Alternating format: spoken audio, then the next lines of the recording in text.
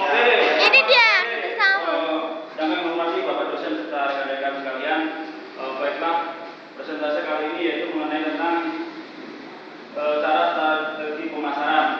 Itu penjelasannya bagaimana cara strategi pemasaran Anda, yaitu satu sambutan, keduanya pelayanan, tiga fasilitas dan keempatnya cara promosi. Menurut kami sambutan itu siapapun tamu yang datang, tamu adalah raja. Bahkan boleh dibilang kalau rumahmu sudah banyak yang main, itu tandanya rezeki udah dekat. Jadi kita sambut tamu yang datang ya dengan senyuman, dengan ramah tamah, minimal air minum ada, terus bagaimana kita bicara yang menarik dan meyakinkan. Setelah kita sambut dengan senyuman, pembicaraan, kata-kata dan lain sebagainya, baru kita layani. Dia mau seperti apa, kita harus tanggap. Customer kita harus tanggap sama konsumen kita. Dia maunya apa? Ini bahasanya begini. Ku tahu yang kau mau. Kita tahu bahwa pelanggan kita itu maunya tepat waktu, harga yang murah, kualitas yang bagus. Nah ini kita servis sampai benar-benar konsumen kita itu puas dengan apa? Dengan pelayanan kita. Terus fasilitas, dan tentunya kalau zaman di modernisasi zaman seperti sekarang ini ya bukan manual lagi, ya komputerisasi lah, memang seperti itu. Apa-apa udah memakai peralatan yang canggih. Kalau zaman dulu misalnya jahit ya pakai tangan, kalau sekarang ya mencet aja udah langsung komputer. Kalau dulu mesin jahit contohnya kan pakai kaki itu, yang butterfly itu. Kalau sekarang udah sekali mencet udah jalan sendiri. Ini contohnya seperti itu.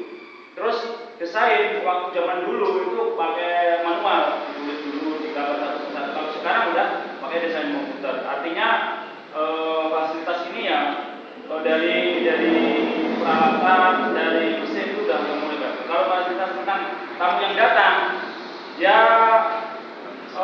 tempat yang nyaman, duduk yang enak, terus membedakan di mana ruang tamu, di mana ruang setting, di mana ruang produksi, harus ada kamar kecil, harus ada tempat ibadah, misalnya tamu tersebut pas nunggu, pas waktunya sholat ya dia ada tempat sholat, pas dia ingin buang air kecil ada buang air kecil, dan lain sebagainya. Terus cara promosi ini yang pertama kami lakukan yaitu dari teman-teman. Dimanapun tempat berada, dengan siapapun dimanapun kita coba menawarkan produk kita. Setelah itu dari teman-teman ini hasilnya luar biasa. Dia akan cerita kepada teman satu ke teman yang lain. Setelah itu yang kami lakukan lewat SMS. Siapapun yang kita udah punya nomor telepon, kasih SMS bahwa kita punya usaha seperti ini. Terus kemudian yang ketiganya itu kami memasang plang di pinggir jalan. Plang di pinggir jalan, yaitu contoh usaha kami misalnya bordir komputer. Di situ saya tulis di pinggir jalan, bordir komputer menerima jasa bikin tas, bikin baju, bikin sepatu dan lain sebagainya. Dengan plang di pinggir jalan, siapapun yang melihat pasti akan membaca. Terus kemudian setelah itu ya kami mengacu sedikit ke lewat internet, website dan internet dan sebagainya. Dan kita jangan lupa kita sering-sering menyebar kartu nama, karena kartu nama akan disebar, insya Allah kartu nama itu akan bisa berjalan dari teman-teman. Dan yang paling terakhir jangan sampai lupa ini dengan doa. Doa ini tentunya setelah kita usaha, doa ini yang paling utama, nilai spiritual. Tapi yang tidak boleh diwakilkan itu satu, berbakti sama ibu.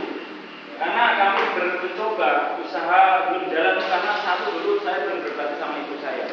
Setelah saya berbakti sama ibu saya cium, saya cuci kakinya, saya minum airnya, nasi saya juga dicuci tadi, terus saya juga mandi. Setiap penghasilan saya minimal itu ya kalau bisa 50%-nya kasih ibu. Itu usaha pasti jalan. Setelah itu kita ke hayat dunia dan sebagainya. Mungkin dengan itu pasti jalan. Makanya apa yang saya ceritakan ini hasil dari apa yang saya lakukan dan usaha saya walaupun belum rezeki tapi berjalan. Mungkin begitu dulu. Kalau memang ada pertanyaan kami jawab. Kalau memang tidak ada pertanyaan Oh ya, gimana? Kalau menurut Bapak, apa tuh? Itu cuci kaki itu harus. Tidak, itu hanya tanda bakti aja. Sebenarnya kita berbakti sama ibu itu kenapa harus cuci kaki? Itu hanya tanda aja. Sebenarnya nggak harus begitu. Tapi ini setelah kita melakukan hal yang satu itu di hati kita, di mata kita dan di dalam diri kita ini akan ada perubahan yang luar biasa. Kita jadi bisa meneteskan air mata. Waktu itu ibu juga menangis. Ibu menangis jangan sampai lupa. Kasih tisu, tangisan ibu gelap. Setelah gelap, tangisan ibu tadi disimpan di dalam kantong kita atau disimpan di dalam kotak yang bagus, tinta merah tetes air mata ibu. Wah, ibu kalau orang udah mulai menosatukan ibu, udah insya Allah jarang. Logikanya ya, maling kondang saja, saudagar kaya punya kapal pesiar, cuma kamu jadi batu loh. Apalagi kita yang belum punya kapal pesiar kan gitu. Nah ini dibalik. Kalau setelah kita berbakti sama ibu, insya Allah apapun yang kita jalan. Orang kalau kita udah berbakti dengan ibunya ya, bukan cuma dibosan, tapi mandikan ibu dengan duit, mandikan ibu dengan uang.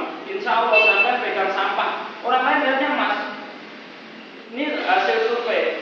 Orang yang di Bogor di sana ada bordir, di sana ada lebih murah. Dia bordir ke saya. Kan jauh banget antara Bogor di sini. Kenapa dia pilih saya? Satu, dengan saya nyaman. Dua, dengan saya ada servis, tiga, ada nilai spiritual dan lain sebagainya. Makanya di samping kita berbisnis jangan